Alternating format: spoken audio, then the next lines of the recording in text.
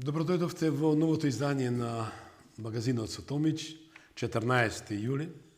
Морам да започнам со нашиот северен сосед. Зошто? И таму се случуваат многу тешки, непринципиелни, нехристијански моменти, бидејќи на човек кој направил најмногу за Србија воопшто од историјата, тоа е Александар Вучич. Што имаме таму? Одродници како што ги имавме тука. И се уште ги имаме. Тоа се луѓе кои немаат чувство што е државност, државотворност. 14 јули го избраа токму денот кога е убиен Јулио Цезар. Тоа е стратегијата на таа опозиција која исто така е дел на длабоката држава, мучуриштето и ја што ја викам deep shit, простите, меѓутоа тоа е општа констатација, која човекот што се вика Доналд Трамп, значи не клиентелиста, не баци рака политичар, дошол со финансиска потенција да ја медаџира и да ја дефинира Америка како земја која е вистинска велесила во светот. За разлика предходните, како Џо Бајден и таа момента народна забелешка, која доведоа да многу држави која и Македонија ја уништат, ја десеткуваат, ја дилитираат со еден збор, наравно кажано пластично, ја избришат од географската карта и географскиот атлас. Но не успеа. Зошто не успеа? Бидејќи има многу македонци, вклучувајќи мојата маленкост, и многу почитуван соговорник, кој ќе го немам за некоја секунда, кој рековме нема шанси да го прифатиме што вие, кучиња на злото и јавачи на апокалипсата, сакате да го направите на демократски држави, како што е Македонија, како што е нашиот северен сосед Србија, и такви држави кои си ја бранат својата државотворност. Ајде да дојдеме на нашата страна. Што е тоа што се случува во Македонија? Се случува голем хаос. Не е во Лаос, туку во Македонија, кај што вистинските криминалци, вистинските придавници, вистинските одродници, па како да ги наречеш, кога тие се дрзна да ја уништат Македонија, го продадоа името и создадоа најголема хаварија во македонската историја. Затоа што навистина да бидеш и натаму храбар да уништиш државата, значи може нечистивиот или не сакам да го спомнам тој збор, да ти носи вода. А тоа се тие наследници на Зоран Заев. Кој Зоран Заев, што не сакам името да му го спомнам, бидејќи ова држава се уште неказнивост е закон, бидејќи во една нормална демократија, цивилизација, за велепредавство, кој е најкривично дело, кој никош не застарува, тој треба да се најде пред лицето на правдата. Но кој не дозволува? Не дозволува една од трите власти, тоа е судската власт. Што имаме ние со судската власт? Имаме политички октруирана, десеткувана, окупирана и клиентелистички соработува со политичкиот амбиент. Таа судска власт денеска има не 0,02% почит кон народот, но ја верувам дека народот дава и народот зима. Почитувани, ослободување на правдата од заборавените фиоки, тоа е работниот наслов кој ќе го третирам со мојот и вашиот соговорник, тоа е господин Михајло Маневски, поранешен министер за правда.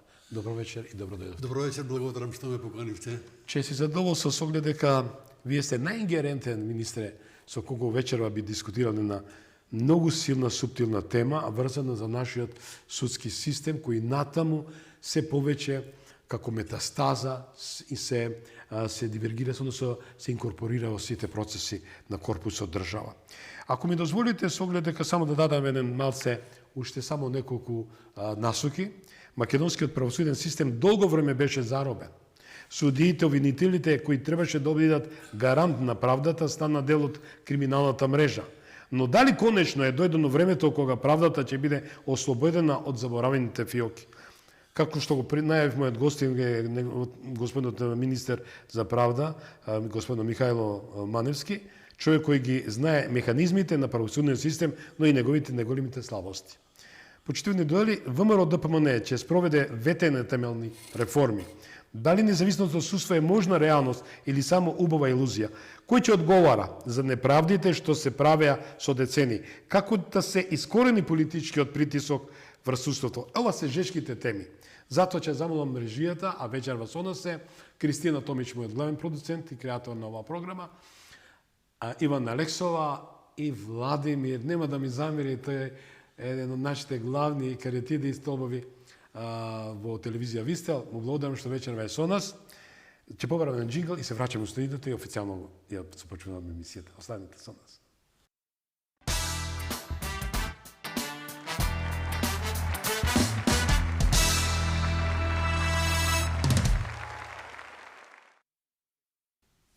Господин министер, со оглед дека магазинот еве во неколку епизоди речам го реализирам со оглед дека давам коментари за оваа тема. Ако ми дозволите, имаме еден прекрасен коментар, денес објавен на многу сајтови, а се работи за и околу тоа дека народот ќе превземе вистината и правдата во своите раце.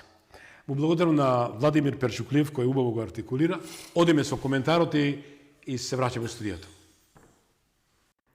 Македонија кон народна револуција, борба за правда или крај на судската мафија. Автор на текстот Слободан Томиќе.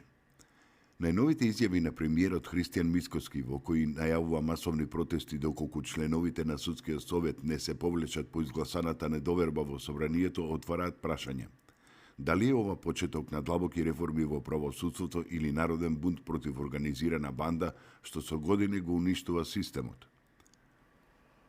Судскиот совет легален, но нелегитимен. Премиерот Мицкоски сликовито опиша ситуација во која членовите на Судскиот совет и покрај тоа што добиле јасна порака од собранието дека го немаат кредибилитетот, одбиваат да се заминат. Ова според него представува инет што може да го разбуди револтот кај граѓаните. Клучното прашање е: во чие име работи и Судскиот совет? Формално правно тие не можат да бидат сменети веднаш со самата интерпелација, но суштински, кога народните избраници, кои се највисокиот израз на волјата на народот, ќе изгласаат недоверба, станува јасно дека Судскиот совет е делегитимиран во очите на јавноста. Судството и обвинителството бастион на старата гарда. Не е никаква тајна дека судскиот систем во државата со години беше под целосна контрола на хибридниот режим предводен од СДСМ и ДУИ. Назначувањето на суди и членови на Судскиот совет се случуваше во време кога овие партии ја киднапираа правдата и ја користеа за своји политички пресметки. Но прашањето што се поставува е: дали оваа судска власт навистина функционира независно или е продолжена рака на старите структури? Ако политичките елити на поранешниот режим изградија клиентелистички судски систем, логично е дека тие најмногу ќе се спротивстават на секоја промена што може да им ги загрози позициите. Судството не само што не функционирало независно, туку и дозволило криминалците и мафијашките структури да цветат, додека обичните граѓани трпат репресија. Обвинителите, тие што треба да го гонат злото, со години беа слепи на криминалот и глувите повици на жртвите. Зошто да не им се случи народ? Во Македонија протестите не се реткост. Секогаш кога системот откажувал, народот излегувал на улица. Но сега разликата е што токму премиерот најавува дека е подготвен да застане на чело на тој бран.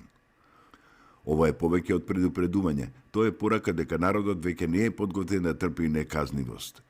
Ако Судскиот совет одбие да го прифати гласот на народните представници, можно е да предизвика уште поголемо незадоволство. Мицкоски остро за членовите на Судскиот совет. Ке ви се случи народ, ве разрешуваат, а вие се инатите. Председателот на владата Христијан Мицкоски во интервју за Канал 5 телевизија истакна дека ќе им се случи народ на членовите на Судскиот совет на кој им беше изгласана интерпелација, но не сака да се повлечат од своите функции. Како што вели, народот е гладен и жеден за правда. Ке им се случи народ ке им се случи, ке излезе народ на улица и ќе протестира. Народот е гладен и жеден за правда. Такви се законите. Ние не можеме сега друг тип на закони да цртаме или да пишуваме. Тоа е за жал така, вели Мицкоски. Тој додава дека граѓаните во судството има доверба под 2%, што е алармантно ниско и покажува дека системот е целосно корумпиран и нефункционален. Замислете, имате кај граѓаните доверба под 2, 3, 5 или 8%, не е важно. Ве разречуваат и вие не си заминувате, водите инеет. Пак им се случи народ. Нема играње со такви работи. Прв ќе бидам кој ќе го води народот, порача Мицкоски. Злосторството на правдата, илјадници изгубени животи. Судскиот и обвинителскиот систем не само што затаи во борбата против корупцијата, туку е директно одговорен за илјадници изгубени животи. Слепите обвинители и глупите судии дозволија криминалот да достигне врв. Илјадници граѓани годишно умираа поради загадениот воздух, а најсвежиот пример е шверцот со смртоносниот мазут кој однесе илјадници животи. Медицинските установи станаа место каде што наместо спас луѓето умираат поради нестручност или полошо со умисла. Случајот со младиот Ѓорги Томиќ, кој на 31. јануари 2025 година под најнечовечки и нехумани околности од страна на лекарите остави семејство и 2 малолетни сина, е само еден од низото примери за тоа како животи се уништуваат, а никој не одговара. Дали обвинителството треба да биде слепо, а судството глуво, кога тие што треба да ги гонат убиците, овој пат се тие што се колнат во правдата и законот. Мицкоски ја запали искрата, народот ќе ја заврши битката. Македонија е на работ на тотален судски и политички колапс. Десетици милиони евра украдени од народот, пресуди по нарачка, криминалци на слобода, а честни граѓани жртви на репресија. Доста беше. Народот ќе ја донесе правдата што институциите ја убија.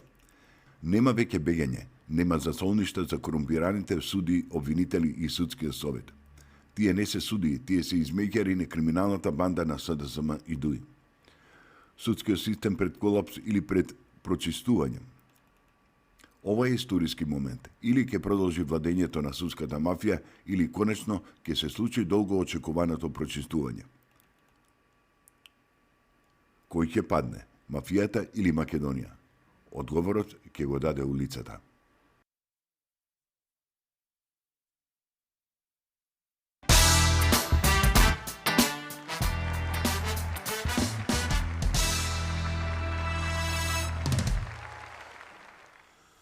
Министре, коментарот е врзан за и околу случувањата во овие 24 часа што измина, а беше повод и изјавата на актуелниот премиер на Република Македонија, господин Христијан Мицкоски, кој најави дека е можно да се случи народ. А зашто да се случи народ, бидејќи и после интерпелацијата судиите немаат намера да се повлечат. Со еден збор за робени институции. Како стигнавме до ова состојбе? Каде што судиите и обвинителите наместо да бидат столб на правдата стана алатка на криминалот? Па мислам дека основоположник на ова состојба за која долго време разговараме и констатираме состојбите е темелите се воспоставени тогаш кога СДСМ, односно Зоран Заев, стана и председател на Советот за судски реформи и кој што заедно со неговиот коалиционен партнер Али Ахмети, односно партијата ДУИ, кој што направија, би рекол, една катастрофална состојба во целокупниот, не само судски систем, него целокупниот општествен систем. Значи, насекаде се присутни одредени неповолни состојби до катастрофални состојби. Земете го дали се работи за образование, дали се работи за здравство, дали се работи за јавни набавки, дали се работи за инвестиции. Значи, нема област каде што не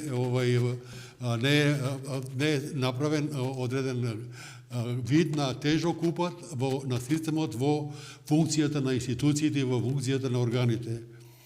Функции кои што доведува до тежок криминал, кој што ние сега гледаме, дека тие пари што ги заработија со тој тежок криминал постепено ќе излегуваат на виделина. Дали ќе купуваат некои акции во некоја индиска компанија, дали ќе градат облакодери во Дубај, дали ќе се шетаат во Монако, дали ќе водат Ферари и така натаму, ние тоа мора да го разрешиме. Постепено, ама мора да се разреши. Затоа што народот очекува од ова држава, од ова власт, очекува да живее во една состојба каде што ќе владее правото и правдата. Кога го спомнав основоположникот на катастрофалните состојби во областа на судството, пред се мислам дека се работеше, а и тие последици денеска се чувствуваат многу силно за целосна партизација на судството, каде што се поставија судии и одредени судии или се поставија членови на судски совет, партиски функционери или владини функционери во владата на Зоран Заев. Ева земете ова Тања Илиевска, Чорчарова Илиевска, која што од 20 до 23 година 3 години била посебен советник за правда на Зоран Заев. И од таму после една година адвокатура доаѓа за член на судскиот совет. Или земете ова Весна Дамева, која што гледате каков однос има сега, каде што се наоѓа во правниот тим на Социјалдемократскиот сојуз, сликана гордо со нејзиниот ментор Зоран Заев и така натаму. Значи, состојбите се толку многу заглибени, толку многу е заглавена состојбата, што, ево, гледам и премиерот, председателот на владата, господинот Мицковски, кој што превзема многу енергични мерки овој план да се рачезат, меѓутоа, тие се толку многу етаблирани во институциите, а посебно во судските институции, каде што најдуваме, еве и сега најдуваме неверојатни отпори. Отпорите доаѓаат од судскиот совет. Ево сега кога се работи за судскиот совет, вие слушнавте ли некој од судскиот совет да каже се извинуваме, ние направивме грешки во нашата работа, не бевме доследни на вршењето на функциите, на законито, совесно и одговорно, и ние за тоа чувствуваме одредена одговорност.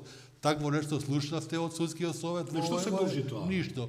Тоа се должи на една ароганција, тоа се должи на една, би рекол, чувство на една силина, дека зад мене стои една партија која што ќе ме штити и мене никој ништо не ми може. Еве типичен пример е овој настапот на ова членот на судскиот совет, поранешна председателка на судскиот совет и некој стручен соработник, која што во собранието, кога ја даваше она изјава при интерпелацијата, значи, јас многу сум слушал говори и во собранието, меѓутоа такво дрскост, таква ароганција, каде што сигурно дека председателот на собранието господинот Гаши имаше таков културен однос кој што ако и оземеше зборот и покажеше дека треба да го напушти собранието, ќе направеше некоја услуга.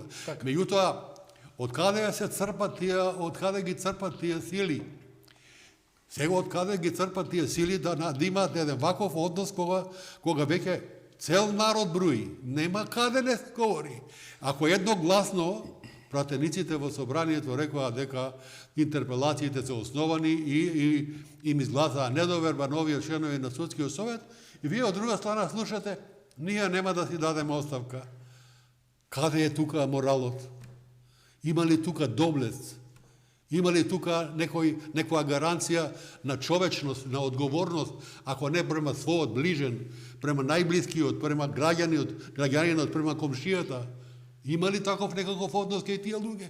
Забележувате нешто? Ништо не забележувате. Значи, ова што тие говорат нема никаква основа, освен на ова што наоѓаат подкрепа во сегашната политичка структура од која што произлегува. Значи, вие видовте, они го напуштија собранието. Не се упуштија во тоа Социјалдемократскиот сојуз, не се упуштија и ДУИ, партијата на Али Ахмети, не се упуштија во тоа да кажат, ево, и ние мислиме дека тие направија грешки и така натаму и треба за тоа да одговараат. И сега, каде сме сега? Независно од тоа што они говорат дека ние не даваме оставка. Со самото изгласување на недоверба на членовите на судскиот совет избрани од собранието. Тие немат легитимитет. И пред 20 членови предложени од комисија, 3 членови и 20 членови предложени од председателот на Република Македонија, кој што предложи, за жал, судчи соработници, место да предложи истакнати правници од редот на професори по право, адвокати и така натаму. И сега ќе го поставиме едно круцијално прашање. Имаат ли легитимитет тие членови на судскиот совет да вршат функцијата во судскиот совет? Весна Дамева, Чочорова Илиевска, другите членови на судскиот совет за кои што собранието изгласа недоверба, Црвенковска и така натаму, Милјаим, Зелим и така натаму, тие немаат основи за понатамошно вршење на функцијата. Тие се делегитимирани, тие немаат легитимитет да вршат функцијата член на судскиот совет, затоа што кои се тие? Тие се избрани од собранието. Собранието е составено, е избрано, пратениците во собранието се избрани од граѓаните, од народот. Према тоа, значи, тие немаат доверба од народот, посредно преку пратениците кои што изгласа едногласно недоверба за нивната работа во судскиот совет. Дали ќе им се случи И сега, народ што вели? И сега, може ли еден правник, ако веќе претендираат да бидат некои истакнати правници, а сигурно дека далеку се од тоа, да имаат еден ваков арогантен однос. Ја мислам дека треба тие немаат, покрај тоа што немаат легитимитет, тие немаат и елементарна правна култура да сватат во каква ситуација и ја доведоа држава со едно такво однесување на судскиот совет, кој што е орган кој што треба да гарантира самостојноста и независноста на судството. И оттаму мислам дека разрешувањето на 5 членови, мислам изгласувањето на недоверба на 5 членови на судскиот совет од страна на собранието по повод на поднесените интерпелации, значи нема легитимитет на целиот судски совет. Како може да има легитимитет еден судски совет, кој што неговите 5 членови во собранието, кој што иначе треба да ги представуваат граѓаните, нели, во судскиот совет да има некој удел на граѓаните, покрај судиите како се врши таа многу значајна функција за граѓаните. Значи имаат ли легитимитет и судскиот совет нема легитимитет да врши функцијата. И оттаму ја мислам дека треба да се преземе следното. Судскиот совет треба да закаже итка седница, каде што ќе расправа по интерпелациите, по заклучокот што собранието го донесе на седницата на собранието кога расправаше за интерпелациите и кој што е доставен до судскиот совет. Судскиот совет нема тука што да констатира какви работеле добро или не работеле добро. Едноставно има заклучок на највисокиот орган на држава од законодавната власт или орган кој што врши надзор над работата на примената на законите.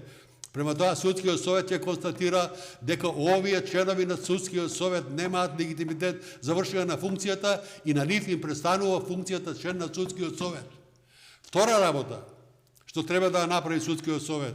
Втората работа треба судскиот совет, имајќи ги во предвид овие околности за овие 5 членови на судскиот совет, имајќи ги во предвид сите околности кои што е веќе година дена стана и досадни и на граѓаните, досадни на многу елементи кои што значат повторување на одредени состојби, судскиот совет нема легитимитет да врши функциите и треба сите членови на судскиот совет и одредот на судиите да се поднесат оставка. Судскиот совет да се разреши. Значи, судскиот совет, трета точка, председателот на судскиот совет, согласно член 48 од Законот за судскиот совет, да го извести собранието дека треба да покрене постапка за избор на 3 члена на судскиот совет, што ги избира собранието, да го извести председателот на Република Македонија да предложи 2 члена за избор во судскиот совет и да објави оглас за избор на членови на судскиот совет од редот на судиите. Тоа е таа функција како преодно решение сега, затоа што судскиот совет, бидејќи е распуштен, не може да ги врши функциите содржани во законот, но ќе ги врши само техничките работи, да се спроведе оваа процедура за да може да се конституира, да се изберат нови членови на судскиот совет, 3 од собранието, предложени од комисијата за прашањата на изборите и именувања, 20 членови од што ги предлага председателот на државата и 8 членови на судскиот совет што ги избираат на непосредни и тајни избори судиите. Значи, со тоа, тој судски совет ќе оди во заборав и тоа, што побргу треба да оди во заборав, затоа што тешко на граѓаните ќе ги заборават овие последици што ги нанесоа оваа власт на предавникот, велепредавникот Зоран Заев и лажливец, кој што цело време се колнеше дека нема да го смени името и во мајка, и во татко, и во деца, и во све, дека ќе ја витка кишмата за името и така натаму. Значи, тој е велепредавник во еден континуиран временски период. Зошто тоа го направи? Зошто е направено тоа со промена на името на државата? Јас да ве подсетам на еден факт. На една седница на Советот за амбасадори, председателот поранешниот председател на Република Македонија, професор доктор Ѓорѓе Иванов, кажа: името на Република Македонија е продадено за 150 милиони евра. Да идем малку понапред. Председателот, покојниот председател Киро Глигоров, што говори во неговите мемуари? Во неговите мемуари говори дека тогашниот министер Фршковски доаѓа и му нуди за промена на името, наводно од некои грчки разузнавачи, кои што нудат $1 милион во куферче, Ролекс или амфора. Гледате каква генеза е се тоа. Од Глигоров до Зоран Заев. Зашто е тоа направено? Името е ја продадено. Затоа што провери некој ова, превзеде ли некој нешто од ова што го изјави еден поранешен председател, почитуван председател, или она што го напиша покојниот председател Киро Глигоров. Превзеде ли некој нешто да го тоа утврди? Ако ништо друго, да го заведе во онија обвинителски книги, да презеде некои истражни действија, да провери точно ли е тоа или не е точно. Заробени институции. Никој ништо не го прави, тоа е институција која тоа мора да го направи. И сега ние се чудиме и се чудат овие таму опозициони представници, зошто да се смени Љупчо Коцевски. Што направи Љупчо Коцевски за една година како јавен обвинител на Македонија? Превзеде нешто? Памтите ли некој случај вие да го процесуира од овој аспект, од значаен криминал, како што сега ова го откриваме, 167 милиона евра. Колку луѓе почина? Колку луѓе? 4000 годишно. Тоа е само еден случај, а колку има по 167 милиона евра? Знаете? Затоа што држава е оплячкана и држава макотрпно ќе работи и како што повторно да го спомнам председателот на владата кој што упорно ние ќе работиме, до резултати мораме да дојдеме, состојбите мора да ги смениме. И така е. И тоа мора да се стори. Затоа што овака како што се одвиваат работите, ние нема да бргу излеземе од ова криза. Земете ги вие, кој беше командант во овие 7-8 години во Република Македонија? Значи, Али Ахмети и неговите пола влада беше од Дуи. И приврзокот на Али Ахмети, Зоран Заев и Димитар Ковачевски, кој што било што да направеат, сега, каде е криминалот, каде се функциите на јавниот обвинител, ги нема никаде. И гледајте што прави сега обвинителот за организиран криминал и корупција Ислам Абази. Оди таму во судот се меша дали ќе се донесе решение за притвор или нема да се донесе решение за притвор, затоа што лицето за кое што имало предлог за определување на притвор, а го сменува 5 минути пред ова, и дури и на направено соодветно решение да се замени со домашен притвор. Зошто? Заради тоа што, како разлог се наведува, бил татко на 4 деца, не бил во добра здравствена состојба и така натаму. Какви се тие елементи? Тоа е разлог за 167 милиона. Башка што се 167 милиона. 4000 годишно изумира, одумира. Толку тоа би го вие погодите мислата. Го трујат народот. Народот се труе. Што се увезува? Каков мазут се увезува? Какво улје за ложење се увезува?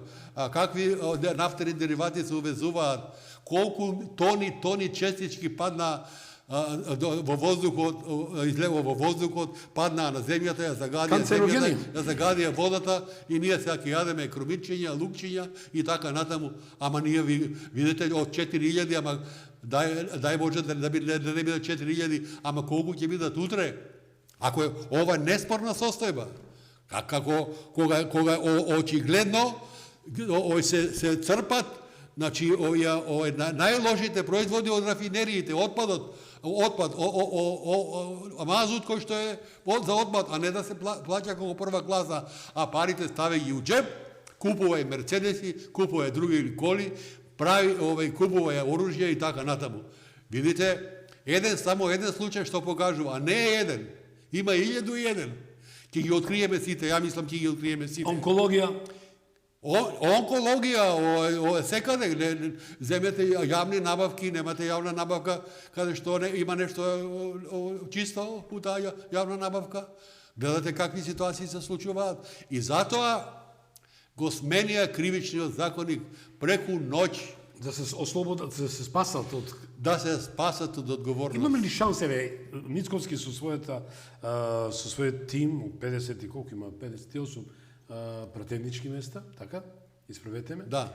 58, тука е, знам, со 6, и тука е Влен со 12, како и да е, имаат едно абсолютно мнозинство, да се смени тој закон и да се донесе државата во ред. Да, мислам дека за тоа не треба више повеќе да се дискутира. Туку мислам ќе се дискутира, него мислам дека тоа е верификована работа и за тоа не треба многу дилеми да има и не треба никакви дилеми да има, него само да се гледа напред и да се копа во она што значи и затмирање на оние канали каде што парите на државата одеа во џиповите, да се затне тоа, да се запре. Има ли шанс да се конфискува тоа, да се вратат тие пари?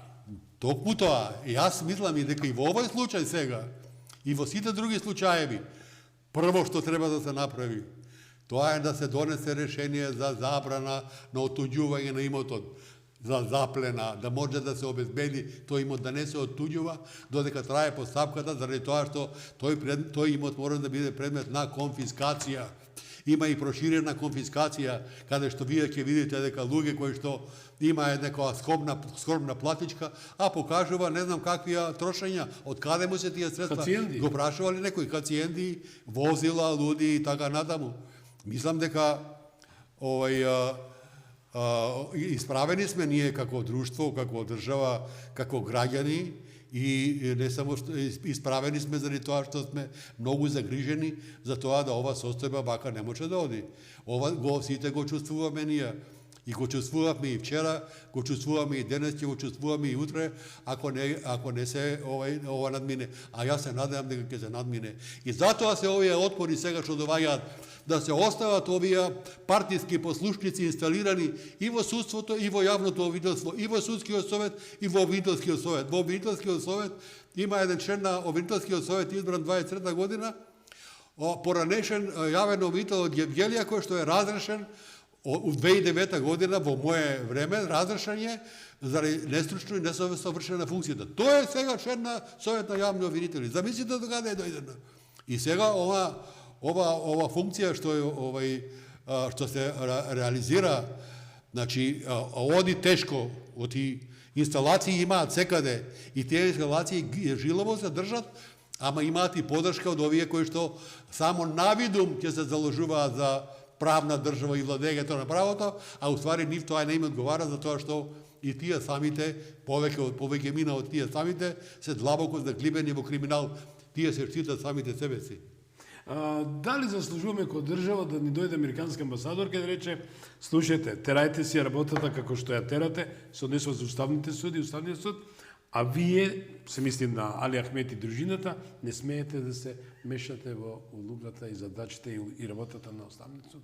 Па ја мислам дека тоа е сосема во ред, таква изјава, кога што не видам за тоа дали заслужуваме таква ситуација, мајчи факт дека Али Ахмети се дрзнува по секоја основа да се заканува, ако се отвори прашањето за јазиците и се тоа, дека ќе дојде до дестабилизација. Тоа тие закани, тие дрзнувања на Али Ахмети за системна одбрана. Системна одбрана да не се открие ова за која што пред малку говореме, да не се открие криминалот. Затоа што негов човек ќе си исчама бади. Видете ние, цела јавност тоа го знае со сликите објавени над глава, дружење и така натаму, тоа не е тајна. Или не само тој, него и овие други што пред малку ги спомнав, и во судскиот и во обителскиот совет. И тоа мора да се рачисти. Мора да се рачисти. Како до таа реформа, господин министер? Вака дека премиерот вчера изјави. Треба ке се смени судскиот совет и советот на јавни обвинители. Додека тоа не се направи, работите Не сака да не можат да слушнат. Не тргат. сака да слушнат. А премиерот спомна дека може да се случи народ. Јас изјавувам тоа дека секоја пресуда се носи во името на народот. Согласите? Ја мислам дека да се случи народ, овие ги се отидат. Може да се отидат и утре или други ден. Затоа што народ не ги сака. Како можете вие да одите против војата на народот? Не ве сака народ, рече народ во собрание, вие не сте кадарни да вршите функцијата. Кој образ остане утре таму, некој да дига рака и да зема плата? Тие утре не смеат ништо да работат. Ништо. Нити да земаат плата. Значи, од денот кога е донесена одлуката на собранието, тие се веќе отстранети од судството, од судскиот совет. И тие не можат ништо да прават, а не да закажуваат сега да вршат. Тие ли ќе вршат сега, гледам некоја соопштение, ќе вршат консултации за избор на председатели на некои судови и така натаму. Тие не можат ништо да вршат, тие мора да си одат. Тие мора да си одат и од тој ден кога е донесена одлуката на собранието, не можат да земаат ни плата. Доста го плячка овој народ веќе. Вие гледате што се случува. Додека се на власт јавни обвинители од поранешното јавно обвинителство, специјално јавно обвинителство, рекетарско јавно обвинителство, од типот на Гаврил Бубевски, од типот на Стефкова, од типот на овие другите обвинители кои што се навоѓаат, сите се на одредена позиција и во основно јавно обвинителство, и во вишо јавно обвинителство, и во јавно обвинителство на Македонија. Никој не е отстранет. А гледате што направи обвинителот, ги суспендира членовите, го суспендира вишиот јавен обвинител и обвинител што постапувал по предметот заради тие бонуси исплатени на поранешните јавни обвинители, кои по 120, кои по 100, кои по 90.000 евра. Тие треба да ги вратат тие пари. Тие треба да одговараат за тие пари. Тоа не го кажа само, не го кажа обвинителот. Тоа го кажа Државниот завод за ревизија. Државниот завод за ревизија во ревизирскиот извештај утврди дека 4,5 милиони евра се потрошени незаконски. И тука што треба да се дискутира сега? Да му веруваме или да не му веруваме на Државниот завод за ревизија? А кој сме ние да не му веруваме? Што сме ние ревизори? Државниот завод за ревизија кажал дека незаконито се исплатени овие бонуси од 1 милион евра на тие обвинители. И тие сега грчевито се борат да ги задржат тие пари, одма треба да ги вратат. И затоа се овие сите сукоби што се навоѓаат во вишето јавно обвинителство. Значи, борбата е за пари, борбата е за власт, борбата е за доминација, борбата е за натамошни можности за вршење на казнени дела и спреги. И мислам дека е катастрофа она што го направи од Советот на јавни обвинители и во судот, каде што судијата на Врховниот суд Наки Георгиев, кој што беше фатен со парите во джебот, и Иџет Мемети, заменик председател на Советот на јавни обвинители, кој што врши влијание и кој што учествува заедно, на него условна осуда на овој 3 години затвор, и тоа спогодба. Каква спогодба? Пазарење. Пазарење. Тие пазарења се криминални пазарења. Тоа не заслужуваше пазарење. Тоа заслужуваше да излезе пред народот му судница да одговори зошто тоа го правел и колку други, и го направија тоа да ги прикријат другите случаеви. Затоа што не е само едниот случај, ова со Накер Георгиев и Зорај, таму Боро Малборо, кој што шверцаше цигари, како овој градоначалник на Ново село, пуленот и најдобриот другар на Зора Заев.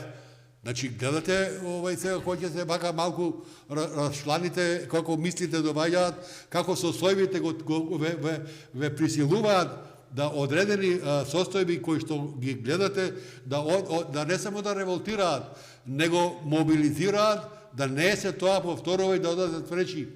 Штетата што е нанесена државата да се разумести, а не овака. А мораше да кажам, беше гостин Драган Георгиевски, тој е адвокат, а го поканив за околу вистината за смртта на мојот син Ѓорги, тоа веднаш после смртта, И вели господин Георги, вика, да, слободно го познам, Зоран Заев, и мислим, така, ќе парафразирам изјавата негова во емисијата, стои на YouTube качено, не е чудо дека соработил исто со Боро Малборо, што правил Боро Малборо и Зоран Заев во емисијата кажа.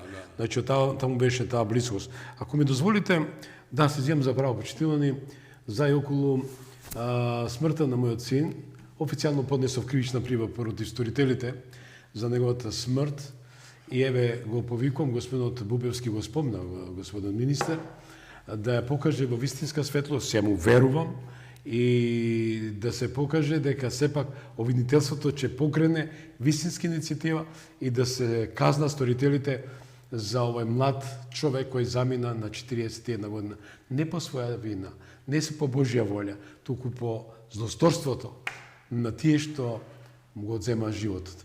Морам тоа да кажам дека навистина и јас имам право да побарам правда. Еве, не само јас, има многу луѓе кои ја барат правдата. Видовме, слушнав колку е точно момчето што го згазило тоа девојчето беше пуштен во домашен притвор. Каде води ова, господин министер? Имаме човечки загуби, свесни направени под действие на дрога, како што пишуваат медиумите, насилство, без скрупулоза, и да тие криминалци, убици се на слобода, а тие што наистина што не се виновни се под земјата. Значи, додека не се отстранат тие партиски инсталации во судовите, почнувајќи од председателите на судовите кои што се партиски послушници и на кривичниот суд и на други судови, не е само овај Скопскиот суд, него има судови и во Битола, и во Струмица, има судови и све. Додека тоа не се отстрани, додека тоа не се смени, додека јавните обвинители не поднесат одговорност и не се разреши тој овај совет на јавни обвинители кои што на оваков начин постапува, а тоа е противзаконит начин, тогаш состојбите ни тешко може да ги менеме, а тоа мора да го направиме. Мора да ги направиме тие состојби заради тоа што ова не труе сите, не само што фактички не труе ова што го прават со мазутот, него не труе како луѓе кога сакаме правда, а до правда не можеме да дојдеме. Кога треба судни маки да можеш да истераш еден предмет, дали си управо или не си управо, али да го истераш во еден разумен рок, во една позаконита постапка, непристрасно, објективно, одговорно. Значи, тие има суди кои што така постапуваат и кои што и денеска постапувале, и денеска така постапуваат, меѓутоа тие се заложници новија инсталирани структури од Зоран Заев, Али Ахмети, кои што се партизирани и кои што работат само за интересите нивни. А за вас дури и лични интереси. Да не се открие криминал, каде што тие се заглавени со криминални действија, затоа што тие треба да одговараат и тој имот треба да се одземи да се врати на државата. Јас секогаш се Дали утопијата не може да се случи? Да. Дали е утопија или може да се случи? Имајќи фактот дека господин Мицковски храбро настапи и настапува дека мора да направи реформи. Мора да се направи тој продор. Иначе без тој продор можеме ние ќе има од време на време по некои така случаеви и резултати, меѓутоа во целина не можеме ние вака да ги мениме состојбите. Ова што се прави со една многотрпна работа и сега и на органот за внатрешни работи и на полицијата, специјалната полиција и така натаму, и на каде што и од судиите кои што ги дел од судиите кои што не се и веќе полека се оттргнуваат од тоа влијание, кои што веќе не можат да издржат ова ситуација. Вие сега да ви дојде вас јавен обвинител, вие сте судија, имате предлог за определување на притвор, носите решение, ви дојде таму и почне да ви фрла и да ви кине. Обвинител. И како вие ќе се однесувате? Па мислам дека овој случај не смее да остане само вака на зборови. Јавниот обвинител на Македонија се јавили да каже нешто, ние овој случај бидејќи има толку реакции во јавноста, дека Исламабади правил несоодветни и незаконити постапки во судот, ние ќе покренеме постапка и ќе испитаме дали е тоа вистина, во која мера е вистина и какви мерки ќе предприеме. Ќе покренеме ли постапка? Покрена ли нешто некој? Еве 3-4 дена помина, направи некој нешто? Ништо не направи. И сега обвинителот се чуди Ние не сум направил грешка, па што сакате? Еве ви шанса, обвинителе, исправете таа вашата грешка, викнете го тој Ислема Тој што вели дека е отговорност. чист пред законот и изгласал со 63 гласа, зборува за Коцевски, нели? Да. За Коцевски кој вели јас сум чист и според уставот никој не смее да мене менува, да ме избрка. Па чист е, масава е чиста, нема ништо на неа. Ама џубрето е под масата, ама он не го гледа тоа. Значи формално, од толку многу поставки ги запустеа, вака народски да кажам, кај што не покрена никаква поставка. Не може се случајот да ги наброиш случаевите. Што е со онкологија? Што се чека? Колку илјадници изумира. Што е? Што се чека? И не само онкологија. Стигна од Словенија, знаете, експертиза. Па и Каде што установија увери се констатира дека ја мислам дека овие обвинители на клучни позиции кои што ги кршат одредбите од законот за јавното обвинителство. И сета работа завршува со тоа, да, ние ја примеме кривичната пријава и преземаме предистрани действија. И толку. 5 години. Јас пак ќе му кажам Ма тоа е... Бугарски дека не би сакал така да биде. Ма не, Еве тоа- господинот Коцевски вам и минатата емисија ви дадов предизвик. Покажите се. Верувајте, јас ќе собирам потписи да останете. Ова е класичен чист пример каде имаме убиство. Ја му се заблагодарувам на Димитар Дангов, кој навистина е силен адвокат и смогна сили и поднесе вчера кривична пријава. Имаше кривична пријава за Бехтел Јанка, имаше.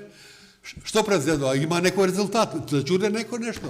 Бегалецот замина или тука е некаде збориме за Тука е некаде каде е загубена. По 80 пати одлагаат судење по 10-12 години.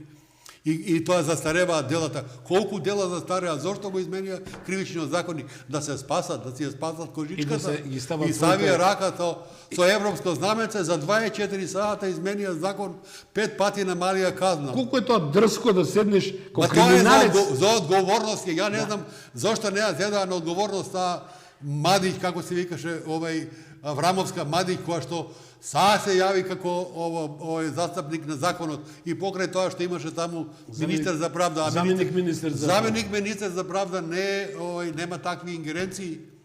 Заменикот министерот за правда согласно законот за организација и работа на органите на државната управа ги врши работите само што ќе му ги довери министерот, а нема оригинерни овластувања.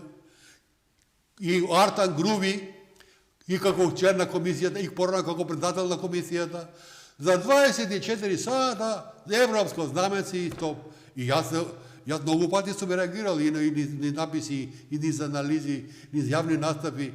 Што е тоа, каква е таа злоупотреба на европско знаменце? Тоа е злоупотреба на положбата на секој тоа што тоа го злоупотребува, почнувајќи од оној Маричич, кој што беше едно време министер за правда, па потоа стана подпредседател за евроинтеграција и така натаму, кој што самиот кажа дека тие закони што се донесени за Бехтел Јанка не се донесени во законска процедура. И никому ништо. Додека така постапуваме, состојбите не може радикално да ги мениме. Мора да се менува и личниот однос, да се менува и институционалниот однос на институциите, да превладее чувството на тоа дека е одговорни пред овој народ и пред оваа држава. Оваа држава е тешко спечалена, со многу крв, многу жртви, на многу генерации. И не може сега нити Зоран Заев, нити таму Димитар Ковачевски, нити таму Бујар Османи, нити таму Али Ахмети, нити таму Маричи да ја продаваат оваа држава. Не го спомнуваме сенката. А тие ја продадоа оваа држава. Не ја спомнуваме сенката на Заев, тоа е Венко Филипче. И Венко Филипче. Ја не знам колку продолжуваме, толку доаѓаат и други мисли. Може да се замислите вие кога Венко Филипче и тој Зоран Заев, предавникот, одат во Дубај таму и се журкаат таму на концерт таму на онај Хариџиновиќ. Замислите у Дубај. Македонски мерак, мислим се вика. Не знам како се викаше. Ама отидоа, не знам како се вика кафаната. Ама отидоа вие, значи, за да вие направите една таква екскурзија, џебот треба да ви биде волку полн. Ама од каде се наполни тој џеб? Ќе го испитали некој? Ќе му ги извадили парите од тој џеб? Мора да им ги извадиме парите од тие џеповите што ги украдоа. и што направија богатства на терет на овој народ, а народот затоа тешко живее народот и сега се бори, грчевито се бори во оваа ситуација да преживее и сега колку толку се подобри да се живее со пензија од 15 и 18 илјади денари и затоа се ова линеарното зголемување од 5.000 евра, 5.000 денари за пензионерите, да сите пензионери линеарно, тие го прифаќаат како сосем, како една реалност. Меѓутоа, да замислете каква би била оваа држава да не е волко оплячкана, да се чуди човек како за 7 години 32 милиарди евра буџетски средства се украдени со еден збор. Нема никакви инвестиции. А од друга страна гледаме хипокризија. Бевте власт 7 години. Зошто не направивте тогаш минималната плата 500 евра?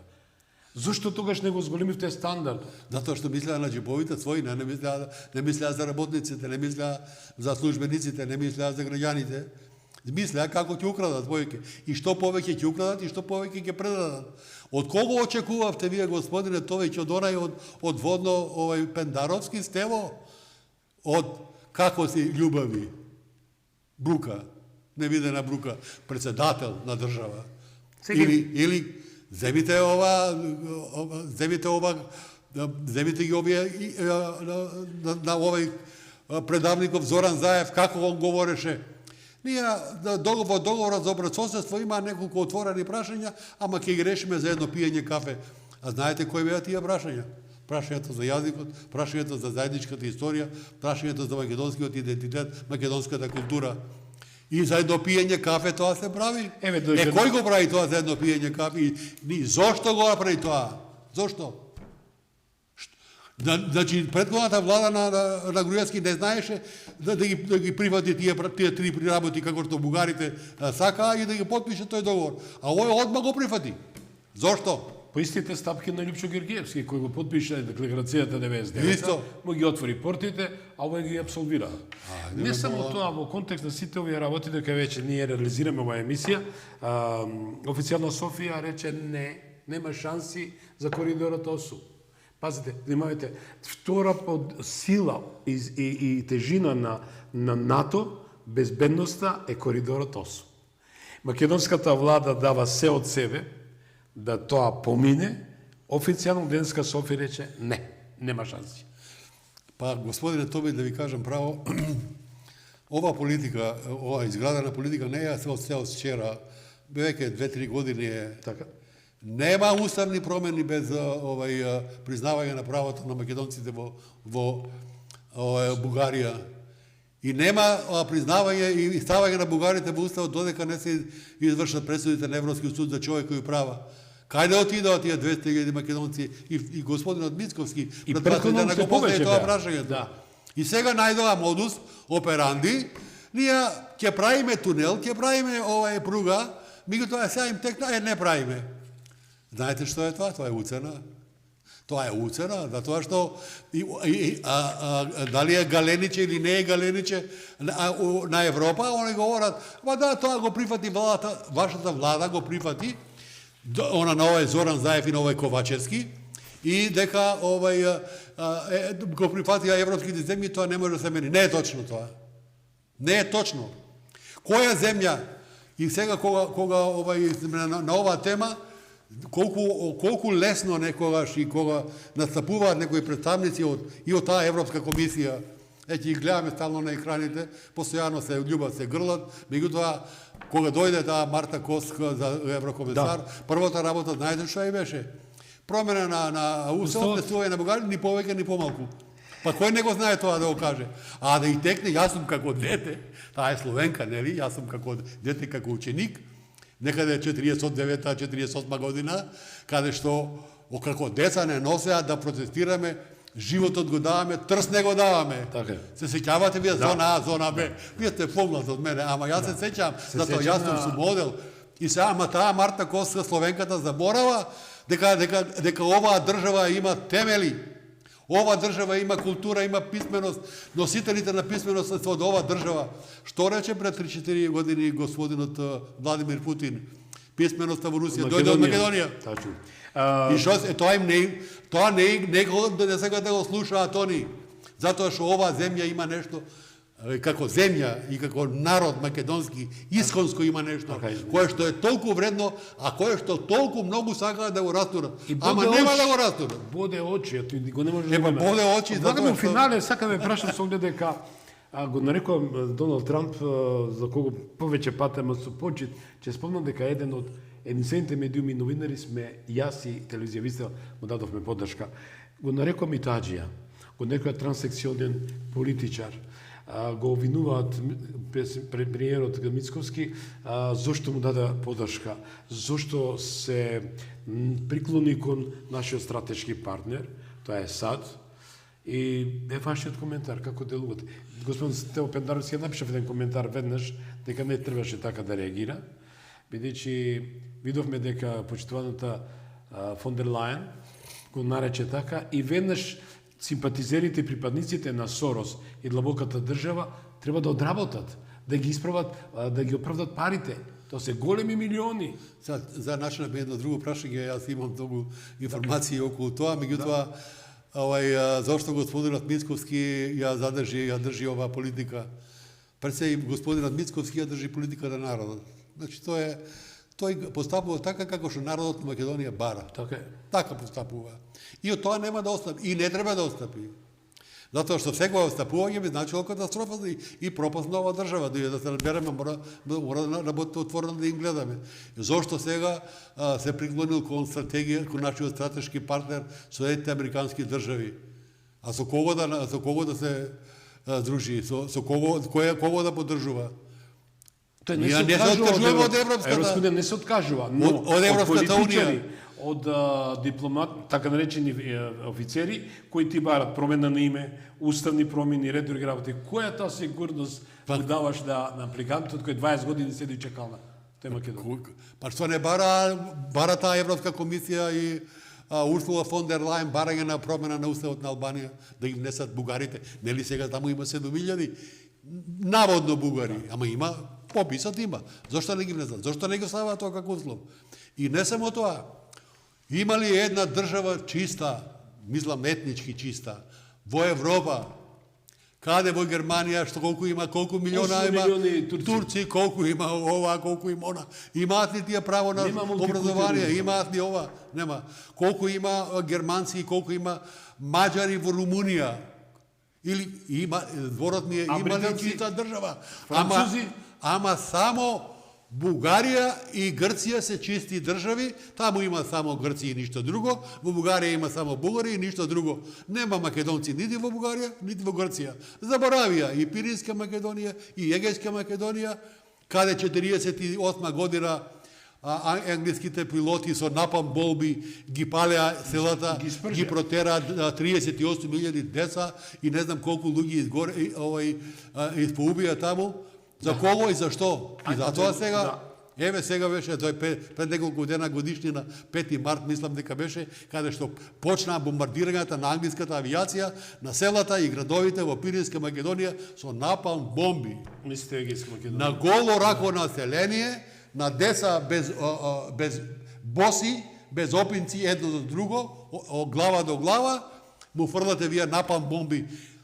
Тоа се соучесници на геноцидот што е направен во Егејска Македонија.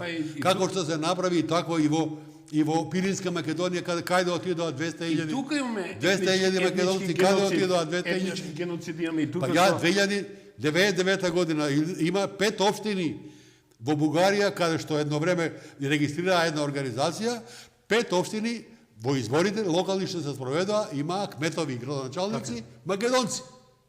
За 2000 година Уставниот суд на Бугарија го расправа и одма тоа укинува све готово. Нема, не постои. Да. А од нас бараат ние да остваруваме од 3.500 бугари да ги внесеме во Уставот. Ама ние на никого не го ускратуваме, господине Томи, правото. Правото на никакво право не му ускратуваме. Што имам ја поголеми права од еден деклариран бугарин или албанец или србин или не знам што. Мислам дека тоа е нонсенс да се говори за Македонија. И ја не знаме што гледа понекогаш и Европска унија и Европски комесар и после и дека ја не знам едноставно ја не можам да сватам, ја сепак имам повеќе годишно работно искуство и дека тие однесувања не ми се прифатли и никогаш нема да ги прифатам. Ви благодарам многу што сте ме Ви благодарам на вас. Беше малку инспиративен, мака мислам и вашите прашања ми дадоа можности да искажам за многу работи, ама и така на некои работи и со вака емотивно, така да кажам, заради тоа што тоа многу ме боли и ќе ме боли се додека се вршат неправда према мојата татковина, мојата држава Македонија. Многу ви благодарам. Фала. Почитувани, многу силна порака испрати министерот Михајло Маневски со оглед дека навистина Македонија е тоа се што имаме. Бидејќи партиите се дел, не е цело. Цело е само Македонија.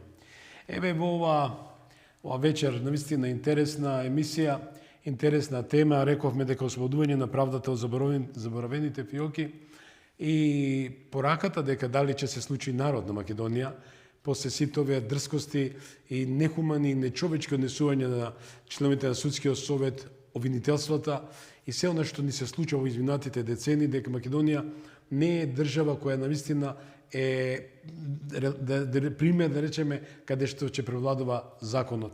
Бите живи и здрави, уште нешка замолувам за разбирање на сите тие кои рекоа дека се пресват обвинители, да се преземат сериозно работата во своји раце и да помислат на тие кои се засегнати за смртта на своите членови семејството. Пријатна вечер.